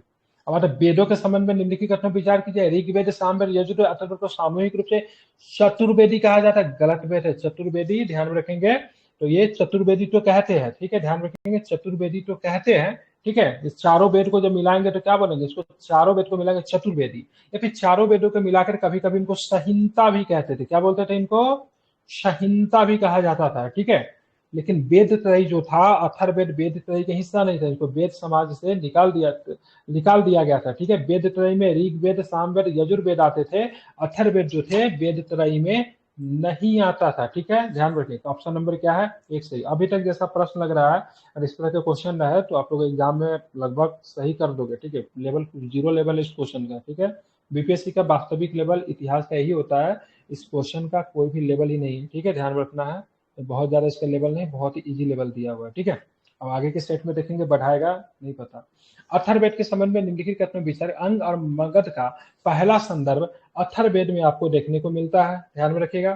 तो ये बिल्कुल सही है। अथर्ववेद, बिहार का भी चर्चा आपको मगध प्रदेश के रूप में बिहार का चर्चा आपको अथर्ववेद में देखने को मिलता है। आयुर्वेद अथर्ववेद का एक उपवेद है, ठीक है। तो बिल्कुल दूसरा का भी सही है, क्योंकि आयुर्वेद अथर्ववेद का ही उपवेद है, ठीक है। और ये पहली बार अथर्ववेद में ही प्रकट हुआ था, ठीक है। तो ये भी आपका सही है। तो दोनों को दोनों स्टेटमेंट की बात करेंगे, सही है, ठीक है। हर वेद का एक आपका क्या होता है, उपवेद होता है। जैसे अथर्ववेद का क्या है, उपवेद की बात करेंगे तो आयुर्वेद है। उपनिषद के संबंध में निम्नलिखित कथनों पर विचार करना। तस्मो मां ज्योतिगमय का उल्लेख बृहदारण्यक के उपनिषद में आपको देखने को मिलता है। पहला स्टेटमेंट आपको दिया हुआ, तो क्या बताओगे, सही है कि गलत है? बिल्कुल, तो पहला सही है, क्योंकि बृहदारण्यक उपनिषद में तस्मो मां ज्योतिगमय मतलब हे मां मुझे, मतलब अंधकार से मतलब क्या करो, प्रकाश की तरफ ले चलो, ठीक है। अंधकार से मतलब प्रकाश की लो चलो, हमें अज्ञान से मतलब क्या करो, ज्ञान की ओर ले चलो, ठीक है। सत्य में विजयते की बात करेंगे, उदक मुंडकोपनिषद में बिल्कुल सत्य की सदा विजय होती है, ध्यान में रखिएगा। सत्य परेशान हो सकता है, पराजित नहीं हो सकता, हम लोग बोलते हैं ना, लेकिन यहाँ पे उचित उच्चारण की बात करेंगे तो सत्य की सदा विजय होती है, ठीक है। मुंडकोपनिषद से। कठोपनिषद यम और नचिकेता के संबंध का, बिल्कुल यम और नचिकेता के संबंध का वर्णन आपको कठोपनिषद में था, ठीक है। यम जो था, नचिकेता जो था, एक छोटा सा बालक होता है और उसके पिताजी जो थे मतलब क्या, यम को दान दे देते हैं, ठीक है। बाद में यम से जब इसकी मुलाकात होती है तो यम जो था, ये नचिकेता जो था, यम से काफी प्रश्न पूछता है और जीवन मृत्यु का भी प्रश्न पे एकदम टीका हुआ रहता है, जीवन मृत्यु के रहस्य को बता। यम बोलता है हम तुमको नहीं बता सकते, तुम उनको कोई 3 बार मतलब मान लो, लेकिन हम तुमको नहीं बताएंगे। बाद में उनके सारी शर्तों को मानते हुए नचिकेता को जीवन को बख्श दिया जाता है यम के द्वारा। ये संवाद आपको कठोपनिषद में आपको देखने को मिलता है, ठीक है। तो तीनों के तीनों स्टेटमेंट की बात करेंगे, तीनों के तीनों स्टेटमेंट है। ये सब क्या है, ये दर्शन है, ठीक है। ये सारे के सारे क्या है, दर्शन है। फिलोसफी सब में आपको देखने को मिलेगा, ठीक है। सुनिएगा तो बहुत अच्छा मिलेगा, बहुत अच्छा लगता है, ठीक है। अब देखें, वैदिक काल के संबंध में निम्नलिखित कथनों पर विचार करना। ऋग्वेद में प्रयुक्त शब्द तक्ष शब्द जो था बढ़ाई के लिए प्रयोग होता था, तो ध्यान रखेंगे। उसके बाद ऋग्वेद में शब्द कर्म जो था धातु कर्म के लिए प्रयोग होता था, बिल्कुल कर्म की बात करेंगे, धातु कर्म के लिए प्रयोग होता था। और तक्ष शब्द जो था बढ़ाई के लिए प्रयोग होता था, ठीक है। कुछ और भी शब्द, जैसे बाद एक शब्द था बेकनाथ। बेकनाथ को बोलते थे साहूकार, जो कि मतलब शुद्ध पे पैसा लगाता था, शुद्धकोर उस समय भी थे। अरित्री एक शब्द हुआ, अरित्री लिख दे रहा हूँ, ठीक है। अरित्री, अरित्री शब्द की बात करेंगे तो ऋग्वेद में इसका प्रयोग है, इसका मतलब नाविक होता है। नदी तो था, नाविक इसका काफी महत्वपूर्ण था। एक शब्द है नीबी, नीबी कई बार एग्जाम में पूछा है, ठीक है, हो सकता है अभी इस बार भी पूछ दे। नीबी का मतलब कमर के नीचे के वस्त्र को नीबी बोलते थे, कमर के नीचे। और कमर के ऊपर का जो वस्त्र जो थे उसको वास बोला जाता था, क्या बोला, वास, या फिर वासस भी कहते थे, क्योंकि कमर के ऊपर के वस्त्र को वासस कहा जाता था और कमर के नीचे के वस्त्र को क्या बोलते थे, निबी कहते थे, ठीक है। ध्यान रखें, दोनों का दोनों स्टेटमेंट सही है। गौतम बुद्ध के बारे में निम्नलिखित कथनों में विचार कि उनकी माता का नाम महायामा जो कोलिय वंश की थी, बिल्कुल कोलिय वंश की राजकुमारी थी उनकी माता, ठीक है। भरकाछना गौतम बुद्ध की पत्नी थी, ठीक है, ध्यान रखेंगे। तो भरकाछना गौतम बुद्ध की पत्नी थी, ठीक है। तो ध्यान रखेंगे, गौतम बुद्ध की पत्नी थी यशोधरा थी, ठीक है। लेकिन भरकाछना की बात में उनका उपनाम था, मतलब होता है ना सब आदमी का, आपका भी घर पे प्यार से कुछ नाम होगा, उसी तरह से उनका नाम की बात करेंगे तो क्या था, भरकाछना था, ठीक है। यशोधरा का अन्य नाम केवल गोपा था, बिंबा था, भरकाछना था, और उनके बेटा का नाम राहुल था, ठीक है। ध्यान रखिए, 16 वर्ष की आयु उस समय की जो सब सुंदर कन्या होती है उनसे गौतम बुद्ध का विवाह होता है। लेकिन ये बेचारे 29 वर्ष की आयु में पत्नी और बच्चे को, ठीक है, बीच में मतलब क्या होता है, छोड़ के मतलब चले जाते हैं, ठीक है।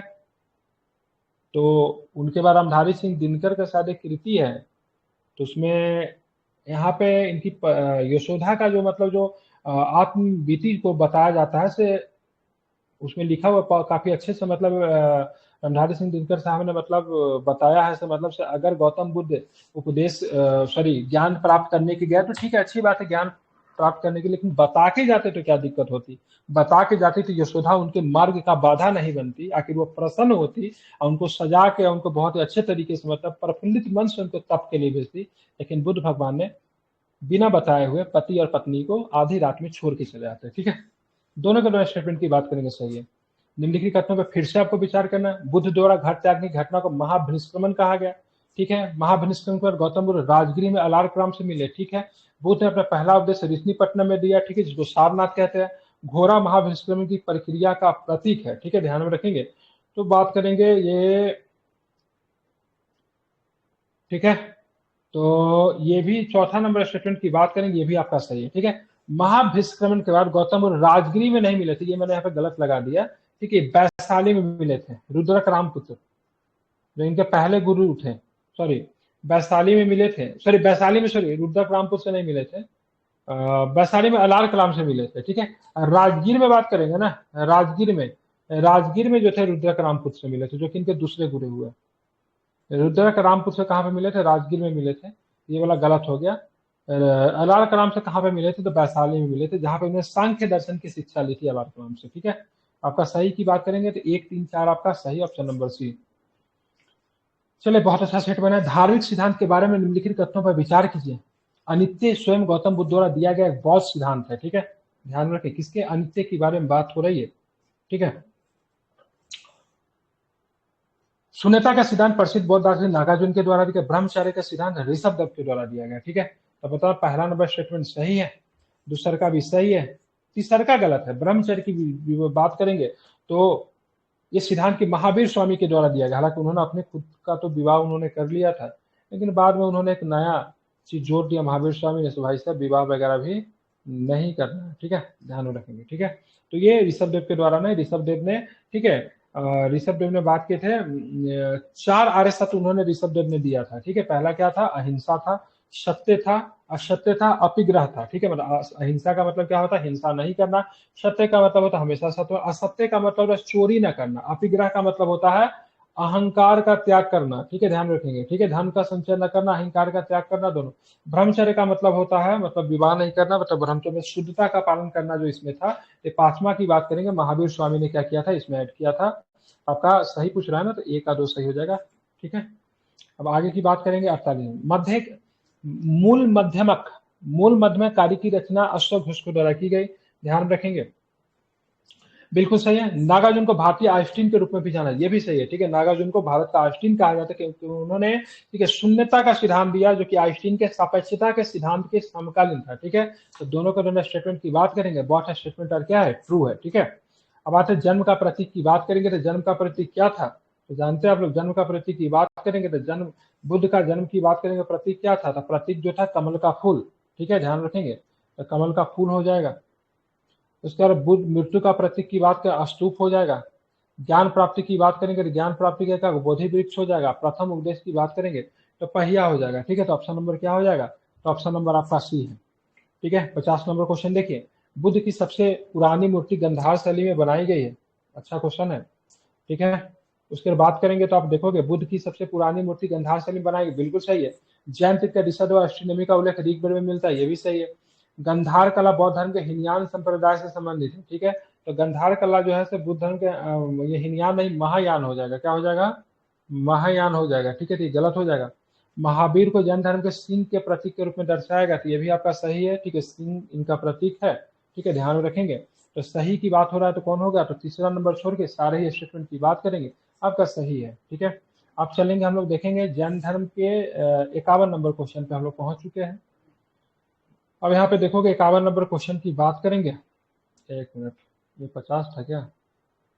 हाँ, 51 नंबर क्वेश्चन, देखिए इसको ज्यादा रहने नहीं जाएगा। जैन धर्म के संबंध में निम्नलिखित कथनों पर फिर से आपको विचार करना है। ठीक है, महावीर की मृत्यु के बाद सुधर्मन जैन धर्म का प्रथम अध्यक्ष बना। ठीक है, बिल्कुल ठीक है। जिस समय महावीर की मृत्यु होती तो महावीर ने एक संघ की स्थापना की थी जिसमें 11 सदस्य थे। ठीक है, महावीर के मृत्यु के बाद सुधर्मन संघ का अध्यक्ष बना। उसके बाद कौन बना? सुधर्मन के बाद कौन बना था? सुधर्मन के बाद जम्बू बना। कौन बना?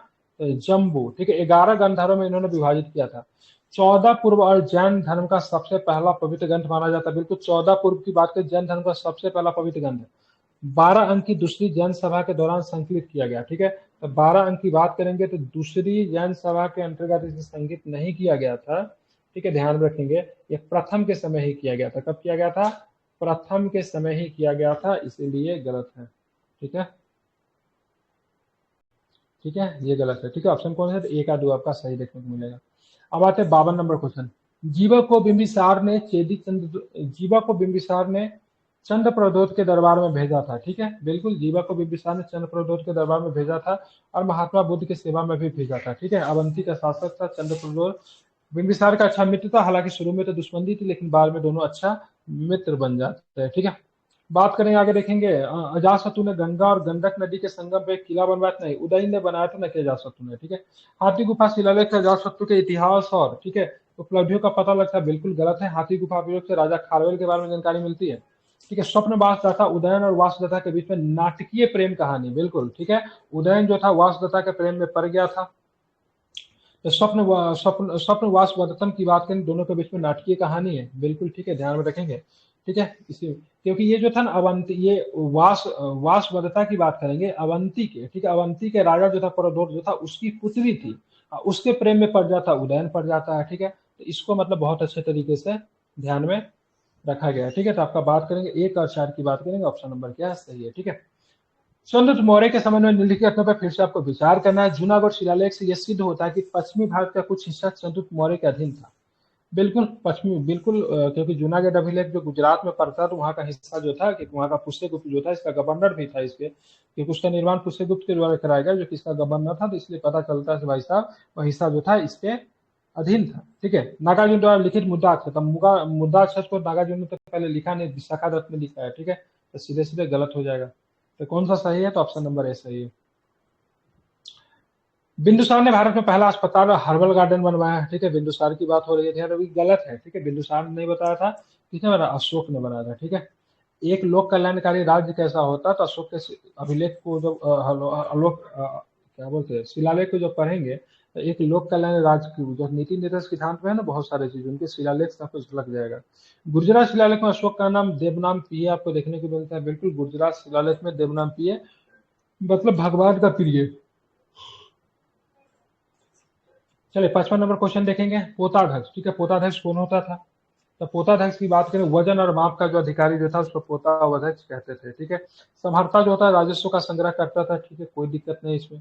ठीक है, अंतापाल की बात करें, अंतापाल का काम क्या था? अंतापाल सीमावर्ती ठीक है, जो इलाका जो होता है, तो उसको बोलते हैं। अंत का मतलब क्या होता है? सीमा का अंत। ठीक है, पन्नाध्यक्ष की बात करें, पन्नाध्यक्ष जो था वाणिज्य विभाग था। ठीक है, न कि मतलब कृषि विभाग था। तो बोला निम्नलिखित कौन सा सही है? तो केवल 1 आदू सही है। ठीक है, 56 नंबर की बात करेंगे, चोल एलोरा के प्रसिद्ध कैलाश मंदिर के निर्माण से जुड़े। चोल एलोरा के प्रसिद्ध कैलाश मंदिर के, गलत है ना, चोल तो नहीं जुड़ा है, राजपूत जुड़ा हुआ है ना, तो गलत हो जाएगा पहला। हिस्टोरिका भारत और अरब के बीच, गलत है। हिस्टोरिका की बात करें, भारत और यूनान के बीच में संबंध है, न कि मतलब अरब के बीच में संबंध है। तो दूसरा नंबर स्टेटमेंट की बात करेंगे, गलत है। ठीक है, ध्यान रखेंगे, भारत यूनान नहीं, भारत और फारस के बीच में, क्योंकि भारत और फारस के बीच में पहली संगम परिषद मामलापुर में आयोजित की गई थी। पहले संगम की बात ये भी गलत है भाई साहब, क्योंकि पांडव की राजधानी जो थी मदुरई में की गई थी। ठीक है, तो ध्यान रखेंगे, पहला संगम मदुरई में, दूसरा संगम की बात है कटकपुरा में। ठीक है, तीसरा संगम की बात करेंगे तो फिर से मतलब मदुरई में। पहला संगम का जो अध्यक्ष था अगस्त्य थे, दूसरा में भी अगस्त्य थे, और तीसरा में कौन हो जाता है? नकीकर हो जाते हैं। ठीक है, ध्यान रखें, पहला में क्या था? तो पहला का कोई साहित्यिक स्रोत नहीं मिला, हालांकि दूसरा का टोलकापियम जो था, उसका दूसरा में रचना किया गया था, और अन्य वाला जो साहित्य जो था ना, तीसरा में किया गया था। ये भी आपको ध्यान में रखना है। ठीक है, तो उपर्युक्त में से कौन सा कथन सही है? तो कोई नहीं। चैत्र और बिहारों के संदर्भ में निम्नलिखित कथनों पर विचार करना है। ठीक है, चैत्र का उपयोग वर्षा ऋतु में भिक्षुओं के विश्राम स्थल के रूप में किया जाता है, गलत है। चैत्र में मरने के बाद उनको दफनाया जाता था। ठीक है, बिहार का उपयोग प्रार्थना कक्ष के रूप में होता था, ये भी गलत है। बिहार जो था, उनको ठहरने के लिए इनका प्रयोग किया जाता है। ठीक है, तो उपयुक्त में से कौन सा कथन कूट का प्रयोग सही कथन का चुनिए? तो कोई भी कथन आपका सही नहीं है, दोनों उल्टा दे दिया। ठीक है, अब आते हैं बोधि। ठीक है, बोधिसत्व पद्मानी का चित्र एलोरा में स्थित है। ठीक है, तो बोधिसत्व पद्मानी के चिन्ह की बात करें, एलोरा में स्थित है, गलत है। ठीक है, ये कहाँ पे स्थित है? तो आपको अजंता में आपको देखने को मिलते हैं। कहाँ पे? तो अजंता में आपको देखने को मिलते हैं। अजंता गुफा चित्रकला का विषय मुख्य रूप से बौद्ध धर्म है। ठीक है, तो बिल्कुल सही है। ठीक है, अजंता में बात करेंगे, उसका चित्र का जो विषय है, तो मुख्यतः बौद्धिज्म पे फॉलो रखा गया है, तो कोई दिक्कत नहीं है। ठीक है, प्राचीन भारत में विद्वानों के संबंध में निम्नलिखित कथनों में विचार के सुश्रुत को गुप्त काल के दौरान चिकित्सा पर उनके काम के लिए जाना जाता है। बिल्कुल ध्यान रखेंगे, बिल्कुल सही है। सुश्रुत को उनको शल्य चिकित्सा के रूप में जानते हैं, कोई दिक्कत इसमें नहीं है। ठीक है, अब बात करेंगे मृच्छकटिकम नाटक की रचना। मृच्छकटिका नाटक की रचना सुश्रुत ने की तो गलत है। मृच्छकटिका, ठीक है, मृच्छकटिका का लेखक कौन थे? सुश्रुत नहीं। एक मिनट, 59 नंबर है ना, इसका आंसर क्या लिया है? इसका आंसर लिया 59 का डी। हाँ तो ये तो सही है। ऋग्वेद चंदुक्रमणि की रचना शौनक ने की थी, ये भी गलत है। ठीक है, ध्यान रखेंगे। यहाँ पे क्षुद्रक ने किया था। किसने किया था इसका मृच्छकटिकम का रचना किसने किया था? तो क्षुद्रक ने। किसने? सो गए क्या सभी लोग? ठीक है, ऋग्वेद चंदुक्रमणि की रचना किसने की थी? तो इसका रचना शौनक ने की थी, ये भी गलत है, ध्यान रखेंगे। क्योंकि ऋग्वेद चंदुक्रमणि की रचना शौनक ने की थी। ये साथ सही लग रहा है, ठीक है, ये सही होना चाहिए। इसका 1 और 3 सही होना चाहिए, क्योंकि ऑप्शन नहीं है। कोई आदमी चेक कीजिए, ऋग्वेद चंदनुक्रमणि कौन है, इसकी रचना शौनक की होना चाहिए। ठीक है, ये डाउटफुल क्वेश्चन है।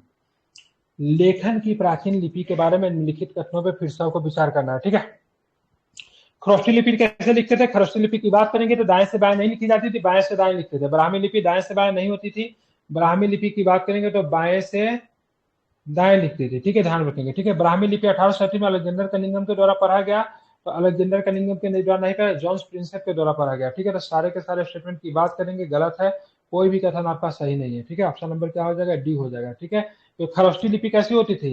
राइट R2L, ठीक है, RL। ठीक है, खरोष्ठी दाएं से बाएं थी। ठीक है, ध्यान में रखना, बाकी वो बाएं से दाएं तो ब्राह्मी हो जाएगा। गुप्त काल के दौरान उत्तर भारतीय व्यापार के ताम्रलिप्ति बंदरगाह का प्रयोग किया जाता था। बिल्कुल ये सही है, आपको कोई दिक्कत नहीं है। ताम्रलिप्ति बंदरगाह का ही प्रयोग होता था गुप्त काल के दौरान। मगध की राजधानी प्राचीन पाटलिपुत्र। ठीक है, उदयन मौर्य वंश से संबंधित। उदयन की बात करेंगे हरेक वंश से संबंधित था, न कि मतलब मौर्य से संबंधित है। ठीक है, आपको कौन सही हो जाएगा? 1 और 2 की बात करेंगे, सही है। ठीक है, अब आते आगे देखेंगे। ठीक है, गुप्त शासकों के संबंध में निम्नलिखित कथनों पर विचार करना है, फिर से आपको विचार करना है। ठीक है, रामगुप्त ने बड़े भाई की हत्या करने के बाद सिंहासन पे, ठीक है, ध्यान, समुद्रगुप्त ने अपने बड़े भाई की हत्या करने के बाद सिंहासन को संभाला तो गलत है। ठीक है, ये समुद्रगुप्त ने नहीं संभाला था। ठीक है, किसने संभाला था? तो चंद्रगुप्त द्वितीय। ठीक है, ध्यान, चंद्रगुप्त द्वितीय ने संभाला था, न कि मतलब समुद्रगुप्त ने। रामगुप्त ने विक्रमादित्य और सकारी की उपाधि धारण की। तो दूसरा वाला स्टेटमेंट की बात की वो भी गलत है, क्योंकि ध्यान रखेंगे समुद्रगुप्त ने मतलब क्या किया था, सॉरी, चंद्रगुप्त द्वितीय ने विक्रमादित्य और सकारी की उपाधि धारण की थी। ठीक है, चीनी जाति फाहियान में चंद्रगुप्त द्वितीय के शासन काल में आती। बिल्कुल, ये आपका तीसरा नंबर स्टेटमेंट की बात करेंगे तो पूरी तरीके से आपका सही है। ठीक है, अब आते हैं 63 नंबर क्वेश्चन है। प्राचीन भारत का अनाता मुख्य रूप से उत्तरी गुजरात में स्थित था। ठीक है, तो ध्यान रखकर बात करेंगे, यहाँ पे दिया हुआ था, एक वाला सही है, क्योंकि प्राचीन भारत का अनाता मुख्य रूप से उत्तरी गुजरात में स्थित है। राजेंद्र प्रथम के शासनकाल के दौरान पूरा श्रीलंका चोल राज्य का हिस्सा बन गया था। ठीक है, तो राजेंद्र प्रथम के शासनकाल के दौरान, बिल्कुल राजेंद्र प्रथम के शासनकाल के दौरान जो श्रीलंका की बात करेंगे तो पूरा चोल राज्य का हिस्सा बन गया था, कोई दिक्कत नहीं, इसमें सही है। ठीक है, तीसरा स्टेटमेंट, सुदर्शन झील का निर्माण चंद्रगुप्त मौर्य के शासनकाल के दौरान पुष्यगुप्त ने करवाया। ठीक है, बिल्कुल ये भी सही है आपको। अब भारत में पशुपालन और कृषि के शुरुआती छात्र मेहरगढ़ से प्राप्त हुए हैं, तो बिल्कुल ध्यान रखेंगे। चौथा नंबर स्टेटमेंट की बात करेंगे तो ये भी आपका सही है। तो सारे ही सारे की कथन की बात करेंगे, ऑल स्टेटमेंट आर ट्रू। ठीक है, प्राचीन विद्वान की बात करेंगे। प्राचीन विद्वानों और उनकी रचनाओं के बारे में निम्नलिखित कथनों विचार। कालिदास ने कितना जुर्नीय पुस्तक की रचना की थी? कालिदास ने नहीं किया था, किसने किया था? भरावी ने किया था। किसने किया था? भरावी ने किया था। ठीक है, यहाँ पे क्या होता है ना, महाभारत का कुछ स्टोरी है इसमें से अर्जुन की लड़ाई होती है महादेव से, आई थिंक। ठीक है, कौटिल्य का अर्थशास्त्र के शासनकाल के सिद्धांतों और व्यवहार पर रचित पुस्तक है। ठीक, कौटिल्य का अर्थशास्त्र, शासन कला, तो बिल्कुल दूसरा वाला स्टेटमेंट की बात करेंगे तो बिल्कुल सही है, कोई दिक्कत नहीं है। कालिदास की ये तो गलत हो गया ना, भरावी हो जाएगा, क्या हो जाएगा? भरावी। बाकी ये सही है। टॉलमी ने पेरिफेरस में ये भी गलत है। आर्यभट्ट सबसे पहले ये समझाया कि पृथ्वी पर अपनी धुरी पर घूमना सूर्य के प्रतिदिन उगने और अस्त होने का उत्तरदायी है, तो ये सही है क्या? कथन 2 सही है, कथन दीजिए। कथन 4 की बात करें, कथन 4 भी सही है, ठीक है। क्या पूछ रहा है, कौन सा कथन गलत है? तो एक और 3 गलत है, ठीक है। तो ऑप्शन नंबर ए, ठीक है। तीसरा क्यों गलत है? क्योंकि मतलब पेरिफेरल ऑफ द इरेथेनियंस का कोई लेखक ही नहीं है, ठीक है। ये अज्ञात है। क्या है इसका? इसका लेखक क्या है? अज्ञात है। इसका कोई लेखक ही नहीं है पेरिफेरल ऑफ द इरेथेनियंस का, ठीक है। आप भी क्लेम कर सकते हो, हमने लिखा है। राजा देवपाल देव ने नालंदा में बौद्ध मठ बनाने के लिए बाल पुत्र के अनुरोध को स्वीकार कर लिया, ठीक है। ध्यान रखेंगे बिल्कुल। 65 नंबर के पहला स्टेटमेंट सही है। देवपाल देव की बात करेंगे, देवपाल जो था उसने मेरे बाल पुत्र से, ठीक है, बौद्ध मठ बनाने की जो अनुमति मांगी गई थी तो उसको स्वीकार कर लिया था। भारतीय उपमहाद्वीप में सबसे पुराना लौह युग स्थल तमिलनाडु के, ठीक है, मलयाडुपुरम में पाया गया, ठीक है। तो बिल्कुल ये सही है। हड़प्पा स्थल डाबरकोट गुजरात में स्थित है। डाबरकोट गुजरात में नहीं है, ठीक है। ये तो आई थिंक पाकिस्तान में पड़ता है डाबरकोट। अब पाकिस्तान के बलूचिस्तान में पड़ता है, ठीक है। पहला मानव जीवाश्म यमुना घाटी मिला, तो ये भी गलत होना चाहिए, ठीक है। ये नर्मदा के आसपास आई थिंक मिलता है, ठीक है। कहाँ पे मिलता है? हाँ, नर्मदा में मिलता है। कहाँ पे मिलता है? नर्मदा में मिलता है, ठीक है। हाँ, नर्मदा में मिलता है, ठीक है। एक का दो आपका क्या है? सही है, ठीक है। 66 नंबर क्वेश्चन देखिए, ठीक है। हड़प्पा स्थल कालीबंगा में खेती के साक्ष्य आपको प्राप्त हुए हैं, तो बिल्कुल ठीक है, सही है। खेती के साक्ष्य प्राप्त हुए। मास्की शिलालेख में कलिंग विजय का उल्लेख देखने को मिलता है, गलत है, ठीक है। कलिंग विजय का उल्लेख आपको अशोक के 13वें शिलालेख में किया गया, न कि मास्की में किया गया है। तो ऑप्शन नंबर 1 केवल क्या है? सही है, ठीक है। अब आते हैं 66 नंबर क्वेश्चन देखिए। महायान बौद्ध धर्म के बारे में कौन सा कथन सही है? भगवान बुद्ध को साधारण इंसान माना जाता है। महायान ने, महायान ने उनको मूर्ति पूजा में, उनको भगवान को भगवान बना के पूजा शुरू कर दिया ना, तो गलत है ना। भगवान बुद्ध की मृत्यु पूजा में विश्वास करते थे, बिल्कुल ठीक है। तो ये तो हिनयान जो थे ना, तो महात्मा बुद्ध को एक महापुरुष मानते थे, ठीक है, ना कि गॉड मानते थे। ये लोग तो भगवान मानते थे, ठीक है। निम्नलिखित कथनों विचार करना है। बुद्धगुप्त के एरन स्तंभ शिलालेख में सती प्रथा का उल्लेख नहीं, तो बुद्धगुप्त का तो नहीं है ना। किसका है? एरन किसका है? भानुगुप्त का। किसका है? भानुगुप्त का। मौर्य समाज के 7 वेद में विभाजन का उल्लेख विशेष रूप से इंडिका में किया गया, तो ये आपका सही है, ठीक है। दूसरा नंबर स्टेटमेंट सही है। अब चलेंगे मिलाना है, ठीक है। ध्यान, क्षेत्र किसको बोलते थे? तो क्षेत्र किसको बोला? क्षेत्र जो था क्या था? क्षेत्र क्या होता था बताइए? कृषि के अधीन भूमि को क्षेत्र कहा जाता था, ठीक है। कृषि योग्य भूमि के। गुप्ता सारा कौन होता था? गुप्ता सारा जो था चारागाह वाला भूमि था। बस्ती क्या? बस्ती जहाँ पे क्या करें? बास करेंगे, ठीक है। अपराध कौन था? वन या, हाँ, वन का भूमि जो था अपराध था, ठीक है। तो बोला से कौन सा सही नहीं, ये कौन सा सही है? तो 1 का 4 तो सही है ना। अब बाकी सारा को तो ऊपर नीचे कर दिया ना, बस्ती में यह जाएगा, इधर का ये आएगा, ठीक है। 1 का 4 क्या आपका सही है, ठीक है। चंद्रगुप्त मौर्य ने प्राचीन भारत का नेपोलियन कहते थे। चंद्रगुप्त मौर्य को समुद्रगुप्त नेपोलियन कहते थे ना। प्रयाग प्रस्तुति की बात करेंगे, हरि सिंह के द्वारा लिखा गया, ठीक है। समुद्रगुप्त ने महाराजा धीराज की उपाधि धारण की थी। समुद्रगुप्त ने महाराजा धीराज की उपाधि धारण की थी क्या? ठीक है। तो कथन 2 और 3 की बात करेंगे, ये भी सही है, ठीक है। तो गलत कौन है? तो पहला गलत है कि समुद्रगुप्त को नेपोलियन कहते थे। ऑप्शन नंबर 2 और 3 की बात करेंगे, सही है, ठीक है। अब आते हैं प्राचीन भारतीय विद्वानों के समय निम्नलिखित कथन विचार करना है। महावीर चरित पुस्तक की रचना भवभूति ने की थी, ठीक है। तो भवभूति की बात करें, महावीर चरित, मालती माधव, उत्तर रामचरित, सबके सब भवभूति ने लिखा था। सुभद्रा हरण पुस्तक की रचना हस्तीमाला ने की थी। तो बिल्कुल ध्यान रखिएगा, सुभद्रा हरण, ठीक है, विक्रांत कौरव की रचना हस्तीमल ने की थी, ठीक है। ये आई थिंक ये कन्नड़ कवि थे, ठीक है। दशावतार चरित पुस्तक के लेखक की बात करेंगे तो क्या नाम था इनका? क्षमेश्वर, ठीक है। तो ये भी सही है। तो बोला कौन सा स्टेटमेंट सही है? तो सारे की बात करेंगे, सही है, ठीक है। अब आते हैं भारतीय दर्शन के संबंध में निम्नलिखित कथनों पर विचार कीजिए, ठीक है। सांख्य ने परमाणु सिद्धांत का प्रतिपादन किया, तो गलत है ना। सांख्य ने परमाणु सिद्धांत का थोड़ी ना किया था, कैनाड ने किया था ना, ठीक है।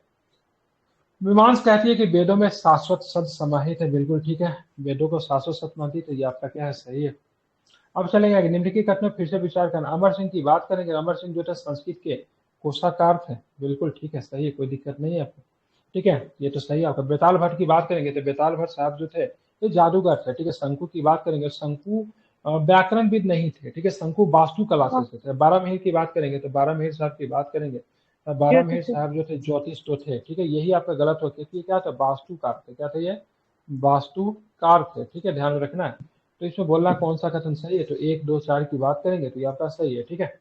निम्नलिखित कथन में फिर से विचार करना है, ठीक है। गुप्त काल के दौरान संस्कृत नाटकों में महिला और शूद्रों को प्राकृतिक भाषा में बोलने को दर्शाया गया है, ठीक है। ध्यान रखें, तो ये स्टेटमेंट सही है। गुप्त काल के दौरान जारी किए गए चांदी के सिक्कों को जीतल कहा जाता है, गलत है। चांदी के सिक्कों को क्या बोलते थे? तो चांदी के सिक्कों का डेट टाइम रूपक कहते हैं, ठीक है। सोने के सिक्कों को क्या बोलते थे? सोने के सिक्कों को दिनार कहा जाता था, देवी और सजनों, ठीक है, ध्यान में रखना। और अब बात करेंगे लास्ट क्वेश्चन की बात करेंगे, तो लास्ट क्वेश्चन की बात करेंगे तो यहाँ पे बृहत कथा एक प्राचीन भारतीय महाकाव्य है जिसे गुणाढ्य ने लिखा था। किसने लिखा था? गुणाढ्य ने लिखा था। तो बात करेंगे, बिल्कुल ये सही, इसमें किसी प्रकार की दोहरा नहीं है। अब गुप्त के शासनकाल के गंधार कला की स्कूल की उन्नत हुई थी, गलत है, क्योंकि कुषाणों के शासनकाल के दौरान हुई थी। तो पहला वाला तो सही, बाकी दूसरा वाला आपका स्टेटमेंट क्या है? गलत है। हम लोगों ने 75 क्वेश्चन को कर दिया। कल हम लोग क्या करेंगे? 76 से लेके बाकी 150 प्रश्नों को क्या करेंगे?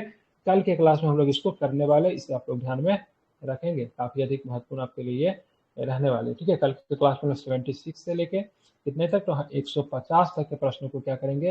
कल के क्लास में हम लोग क्या करने